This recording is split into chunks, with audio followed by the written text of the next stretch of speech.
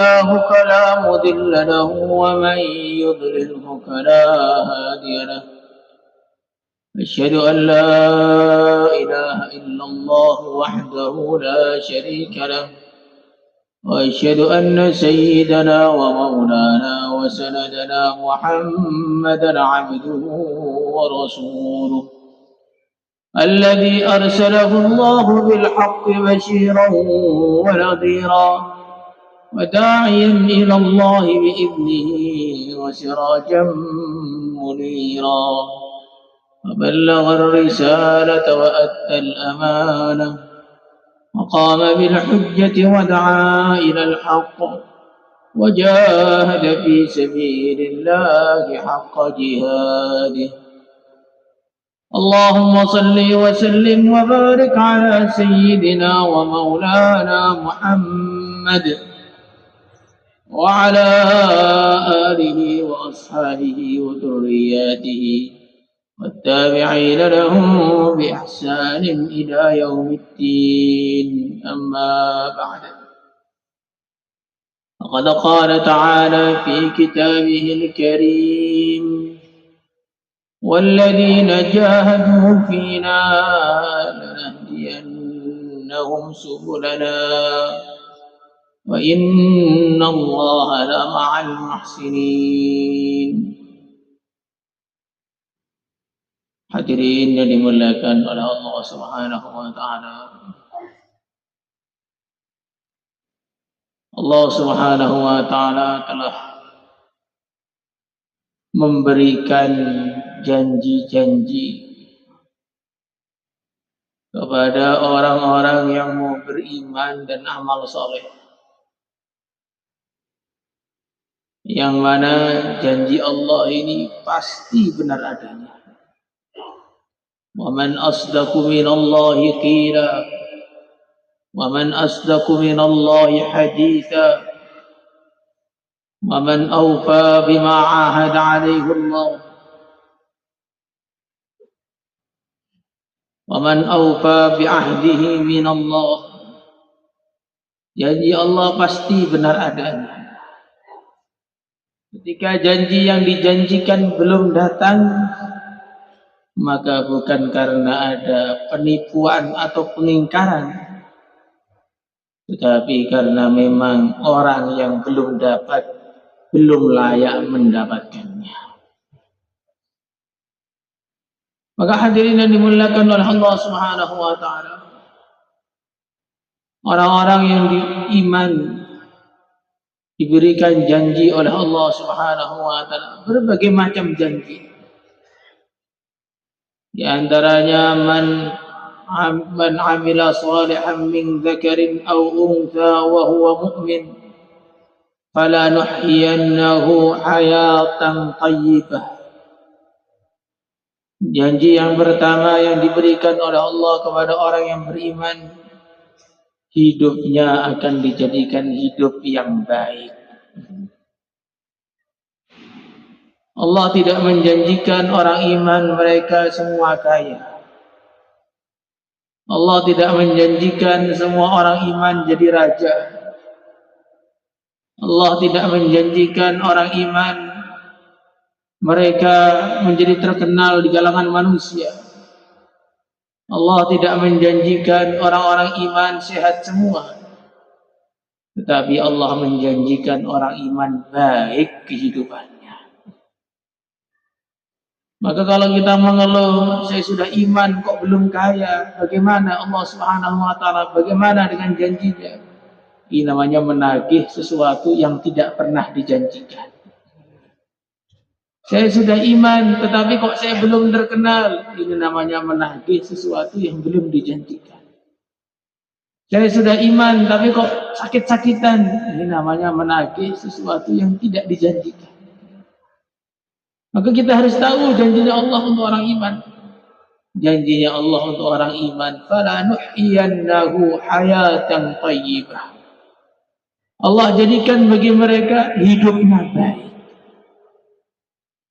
Hidupnya baik itu bagaimana? Hidupnya baik itu apapun yang terjadi kepada dia, itu adalah kebaikan di sisi Allah. kaya, mau miskin papa, mau jadi raja atau rakyat jelata, mau badannya sehat ataupun penuh dengan penyakit, asalkan ada keimanan, itu adalah kebaikan. Dan Allah akan memberikan ketentraman dalam hatinya. Itulah kehidupan yang baik. Maka kebalikannya keimanan, wa man a'rada 'an dzikri fa inna lahu ma'isyatan dhanka. Siapa yang berpaling dari taat kepada aku, kata Allah, tidak beriman atau tidak mengamalkan agama dengan baik, Allah akan jadikan hidupnya hidup yang tidak tenang. Hatinya menjadi tidak tenang. Rumahnya luas, tapi hatinya sempit. Uangnya banyak, tetapi ketenangannya sedikit. Ibaratnya orang yang naik pesawat jet pribadi, tetapi dimasukkan dalam karung. Ini walaupun pesawatnya terbaik, ya nggak enak, namanya dalam karung. Maka begitulah orang-orang kafir, hadirin yang mulia. Orang kafir itu mungkin bisa senang, tetapi tidak akan bisa tenang. Maka kita lihat kehidupan mereka selalu kehidupan hura-hura, hidup penuh dengan hiburan. Kalau memang mereka tenang, kenapa perlu hiburan? Hiburan klub malam, hiburan dengan mabuk-mabukan, hiburan dengan berbagai macam permainan. Bahkan kalau sudah parah, kalau belum hilang otaknya, belum senang. Coba kita lihat orang-orang yang amal agama, para nabi, para sahabat, wali-wali Allah, para ulama-ulama yang lurus, orang-orang soleh, tidak perlu hiburan. Tidak ada ceritanya Imam Syafi'i main remi, tidak ada. Imam Bukhari main TikTok, tidak ada. Ngeslot, tidak ada. Padahal mereka hari-hari penuh dengan kegiatan. Kenapa mereka tidak perlu hiburan? Karena memang hatinya dibikin tenang oleh Allah Subhanahu wa taala. Wa yahdi ilaihi man anab alladzina amanu wa tatma'innu qulubuhum bi dzikrillah. Ala bidzikrillahi tatma'innul qulub. Hati tenang, nyaman, makin tua makin bergembira, karena makin tua makin dekat perjumpaan dengan kekasihnya Allah Subhanahu wa taala. Hadirin yang dimuliakan oleh Allah Subhanahu wa taala. Kemudian Allah Subhanahu wa taala menjanjikan kepada orang iman yang kedua, inna lanansuru rusulana walladzina amanu fil hayatid dunya wa yawma yakumul ashhad. Akan datang pertolongan dan kemenangan. Jadi Islam itu memang agama yang didatangkan untuk menang, bukan untuk kalah-kalahan. Al-Islamu ya'lu wa la yu'la alaih. Islam itu akan selalu naik dan tidak akan ada yang menaiki Islam, tidak ada. Ini janji yang pasti. Maka kalau belum menang, ada dua kemungkinan. Kemungkinan yang pertama, belum saatnya karena perlu mujahadah. Kemungkinan yang kedua, banyak kemaksiatan sehingga nggak menang-menang. Jadi ada dua kemungkinan. Karena kalau langsung menang, semua masuk Islam semua, dan tidak ada ujian ke dia ini. Maka orang Islam itu kadang-kadang ya ada kalahnya dikit-dikit sebagai ujian. Ada kalahnya biar ada orang yang mati syahid. Ada kalahnya biar ada mujahadah. Ada kalahnya biar ada pengorbanan. Tapi pasti di akhir sebelum dia mati akan merasakan kemenangan umat Islam. Dunia ini pasti akan ada kemenangan umat Islam, pasti ada. Maka Nabi menjanjikan kemenangan umat Islam. Nabi masih hidup, tampak kemenangan. Di Badar menang, Khandaq menang, di Khaybar menang, di Mu'tah 3.000 orang lawan 200.000 orang menang. Fathu Mekah, perang Tabuk disempurnakan di zamannya Sayyidina Abu Bakar, Sayyidina Umar, Sayyidina Utsman. Berhenti sebentar ketika ada pertengkaran antara umat Islam, kemudian berkembang lagi. Di zamannya Al-Walid bin Abdul Malik, zamannya Bani Umayyah, pasukan Islam sampai ke Cina, ke baratnya sampai ke Andalusia, dekat Prancis sana. Terus ada kemenangan-kemenangan. Bahkan di saat tengah-tengah umat Islam terzalimi habis-habisan di Andalusia, orang-orang kafir merasa sudah menang. Allah Subhanahu wa taala mengirimkan Muhammad Al-Fatih menaklukkan Konstantinopel yang sampai sekarang Istanbul. Umat Islam ini pasti menang suatu saat dengan syarat ada ketakwaan, ada kesabaran, ada persatuan. Insyaallah semuanya hadirin. Maka kalau nggak menang-menang, kok kalah terus, nggak ada perkembangan, pasti ada permasalahan dalam perjuangan kita. Hadirin yang dimuliakan oleh Allah Subhanahu wa taala. Sebaliknya orang-orang kafir, kelihatannya walaupun menang di awal, pasti akan dikalahkan oleh Allah Subhanahu wa taala. Kam min fi'atin qalilatin ghalabat fi'atan katsiratan biidznillah wallahu ma'as sabirin. Pasti akan dihancurkan oleh Allah. Awalam yasiru fil ardi fayanzuru kaifa kana 'aqibatul ladina min qablihim dammarallahu 'alaihim walil kafirina amsaluha. Dan kalau pertolongan Allah itu sudah datang, hadirin yang mulia, tidak perlu negara utuh yang besar dengan persenjataan lengkap. Hanya sekelompok kecil saja dari orang yang mau berjuang bisa meruntuhkan, mengalahkan ratusan negara yang menyerangnya. Di Afghanistan sana, hadirin yang mulia, Taliban itu hanya sekumpulan orang kecil, sekelumit manusia, bukan satu negara, sekelumit manusia melawan 130 negara. Tetapi karena mereka taat kepada Allah, bom-bom yang turun pun tidak meledak di hadapan mereka. Hadirin yang dimuliakan oleh Allah Subhanahu wa taala. Kemudian yang ketiga, sudah menjadi janji Allah Subhanahu wa taala, kalau orang itu beriman dan beramal saleh, Allah akan datangkan persatuan. Allah akan datangkan kasih sayang antara mereka.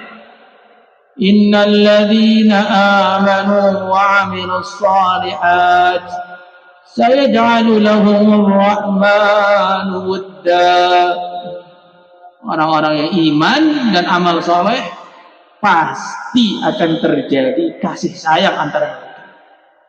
Maka kalau di daerah kita, di mahallah kita, di kampung kita, di keluarga kita, kok ada pertikaian tanpa henti, ini mesti amal solehnya kurang, imannya kurang, amal solehnya kurang, sehingga akhirnya tidak wujud kasih sayang.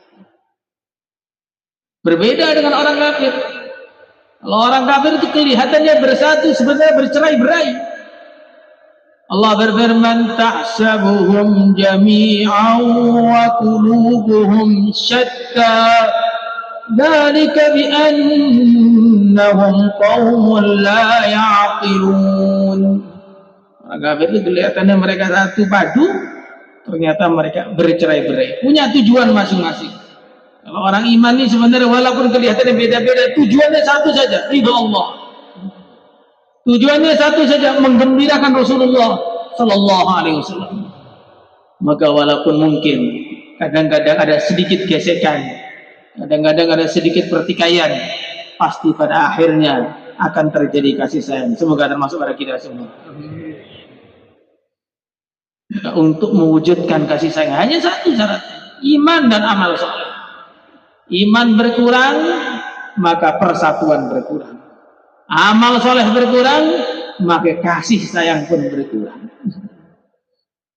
Walaupun iman dan amal sudah hilang semuanya, yang ada hanya bahasa basi antar manusia saja. Hanya bahasa basi antar manusia, tidak didasari dengan keimanan. Yang mana namanya bahasa basi, lama-lama basi betulan. Seperti orang Jepang, mungkin kelihatannya tertib, kelihatannya baik, Begitu basa-basinya habis, Perang Dunia Kedua berapa juta orang mereka bunuh. Di Indonesia berapa juta orang mereka bunuh. Setelah dibunuh malah ngefan sama orang Jepang. La ilaha illallah. Hadirin yang dimuliakan oleh Allah Subhanahu wa taala, maka semua janji-janji tadi dikaitkan oleh Allah dengan iman dan amal. Maka agar janji-janji tadi terwujudkan, kita usaha untuk peningkatan iman dan amal. Insyaallah semuanya hadirin. Peningkatan iman ini adalah kepastian dan keharusan. Kita luruskan iman kita kepada Allah, iman kita kepada Rasulullah sallallahu alaihi wasallam, iman kita kepada para nabi, iman kita kepada Al-Qur'an, iman kita kepada takdir, iman kita kepada hari akhir, kepada malaikat. Kita ulang-ulang lagi dan kita luruskan. Karena iman ini adalah asas. Siapa yang imannya kurang satu atau keliru satu, maka imannya tidak diterima oleh Allah. Siapa yang meyakini 99,99% dari Allah, 0,1% dari makhluk atau usaha, maka imannya tidak diterima oleh Allah. Ada 100% dari Allah. Kullun min indillah.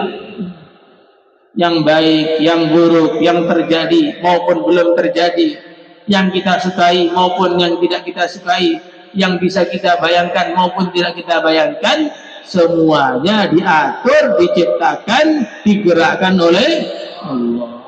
Luruskan iman kepada Allah. Allah Subhanahu wa taala setelah perintah perbaikan iman, ada perbaikan amal. Karena iman dan amal ini berkaitan. Al-imanu yazidu wa yanqus. Yazidu bi ziyadatil amali wa yanqusu bi ma'asillah. Iman ini akan bertambah dengan tambahnya ketaatan.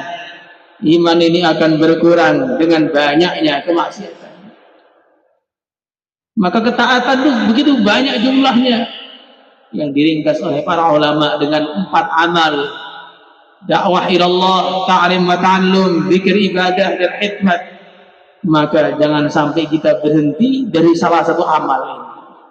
Begitu kita tidak dakwah, kita taklim, kita tidak taklim, kita ta'allum. Kalau kita tidak begitu, zikir ibadah, kalau kita tidak zikir ibadah, hikmat kepada umat, maka terus bergantian dalam 4 amalan ini, menjadikan hidup kita menjadi hidup yang berguna, hidup yang penuh pahala, hidup yang tinggal nunggu antrian untuk menuju surga.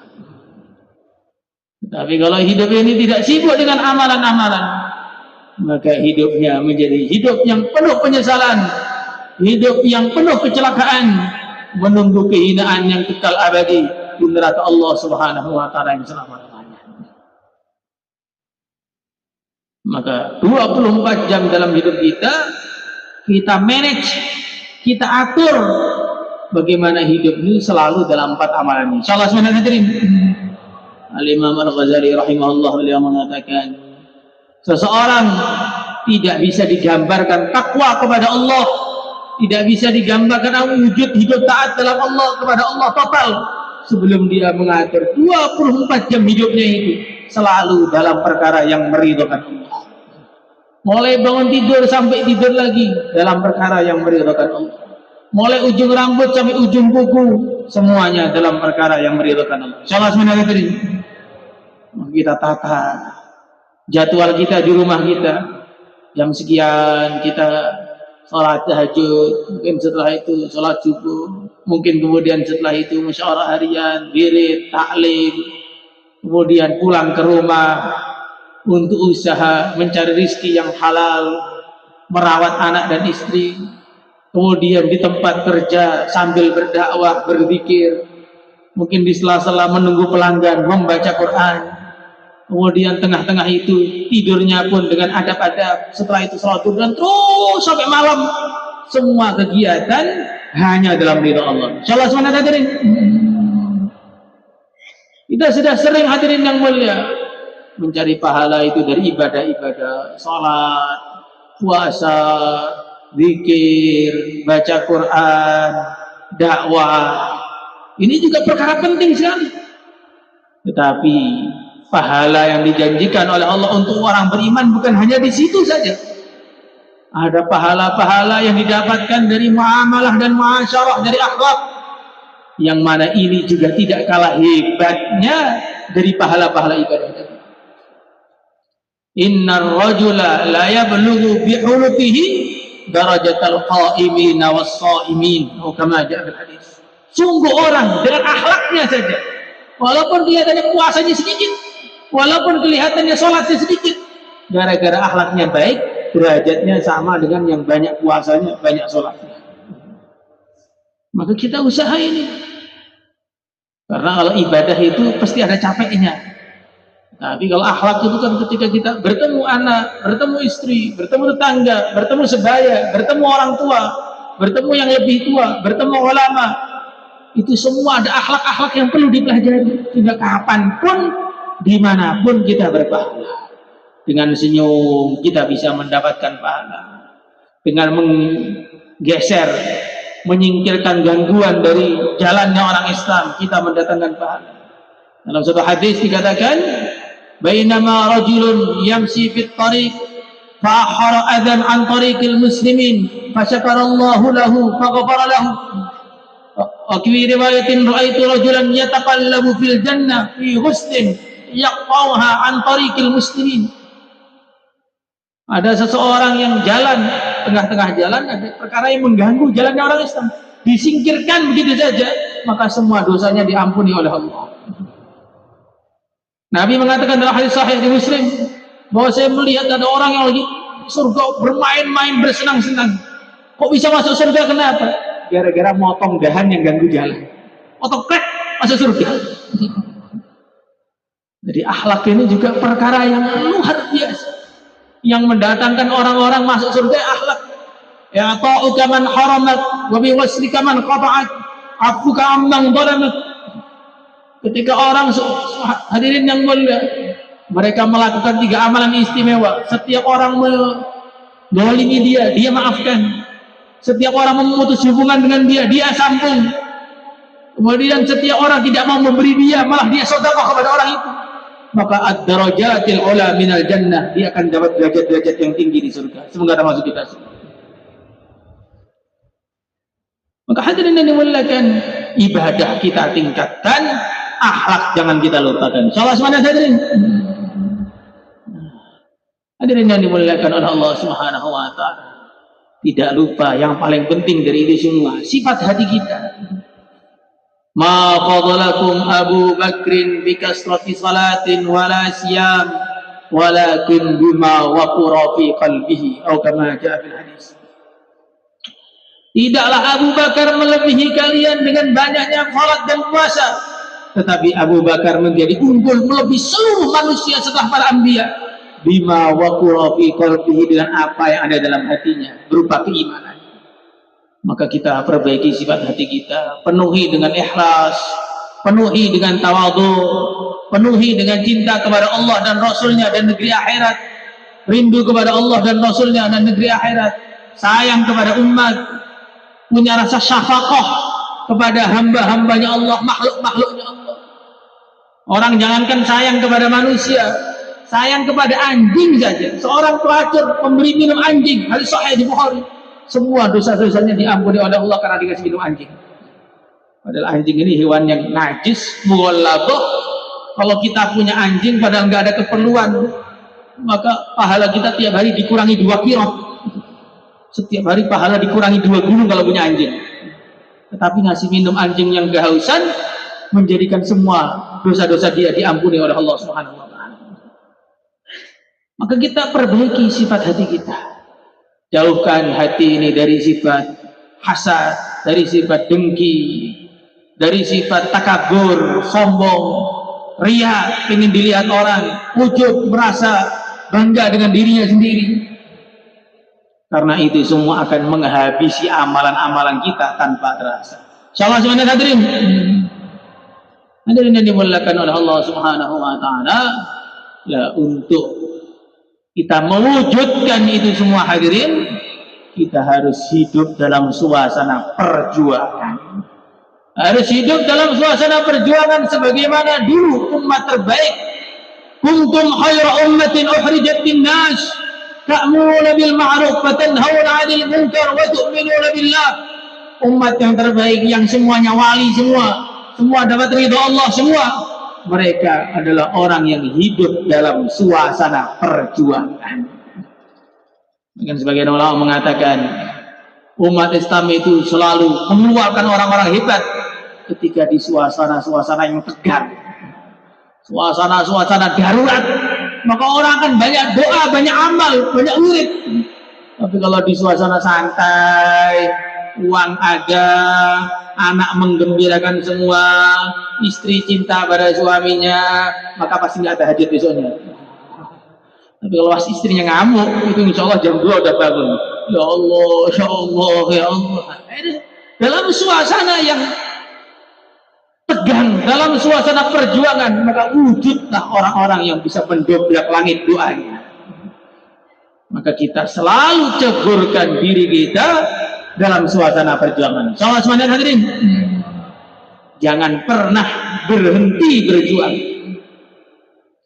Ayat Al-Quran turun ketika orang Ansar mereka bicara satu sama lain, mengatakan, wes sekarang waktunya istirahat dulu sebentar. Uang kita sudah habis, kebun kita udah lama nggak diurus. Ini waktunya tinggal di rumah, istirahat dulu setahun. Maka langsung turun ayat, wala tulku biaidikum ila tahlukah wahsinu. Hai orang-orang Ansar, jangan jerumuskan diri kalian dalam kehancuran. Maka orang Ansar mengatakan, meninggalkan perjuangan adalah menghancurkan dunia dan akhirat kita. Maka baginda Rasulullah Sallallahu Alaihi Wasallam, walaupun beliau sedang pulang dari perjuangan, maka yang disampaikan bukan bayan hidayah terus pulang, waktunya tidur makan enggak, haflatun kaghazwah. Ini pulang tapi bukan pulang, ini pulang melakukan perjuangan yang baru. Jadi kalau kita nanti kembali ke daerah bukan karena pengen tidur, bukan, haflatun kaghazwah, pulang bukan niat pulang, pulang untuk niat berjuang. Insyaallah semuanya hadirin. Maka baginda Nabi mengatakan, raja'na min jihadil asghar ila jihadil akbar. Kita pulang dari jihad yang kecil menuju jihad yang besar. Kenapa kok pulang di jihad yang besar? Karena di rumah juga banyak yang harus diperhatikan. Maka hadirin yang mulia, di rumah, di luar rumah, kita harus selalu menceburkan diri kita dalam perjuangan. Insyaallah semuanya hadirin. Siapa yang tidak berjuang, kata Nabi, man mata walam yaghzu walam yuhaddis bihi nafsahu bil ghazwi mata ala syu'batin minan nifaq. Siapa yang mati dalam keadaan tidak pernah berjuang, tidak niat berjuang, matinya berada dalam cabang-cabang kemunafikan. Mati dalam cabang-cabang kemunafikan. Kenapa? Karena orang munafik tidak cinta Islam berkembang. Maka orang yang tidak ada pikir perjuangan, ini mirip-mirip dengan orang yang dalam hatinya ada kemunafikan. Maka hadirin yang dimuliakan oleh Allah Subhanahu wa taala, dan kita ini berjuang bukan hanya sekedar berjuang.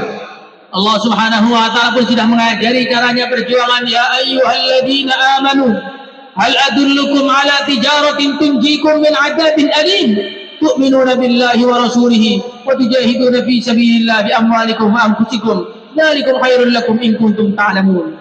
Allah Subhanahu wa taala mengibaratkan perjuangan ini di dalam Al-Qur'an sebagai perdagangan.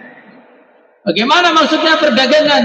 Orang yang menjadi pedagang yang sebenarnya, walaupun tokonya tutup, otaknya masih jalan terus. Jam 9 toko boleh ditutup, otaknya mikir, kira-kira ini yang laku besok ini apa? Yang paling viral apa? Bagaimana yang dicari-cari masyarakat apa?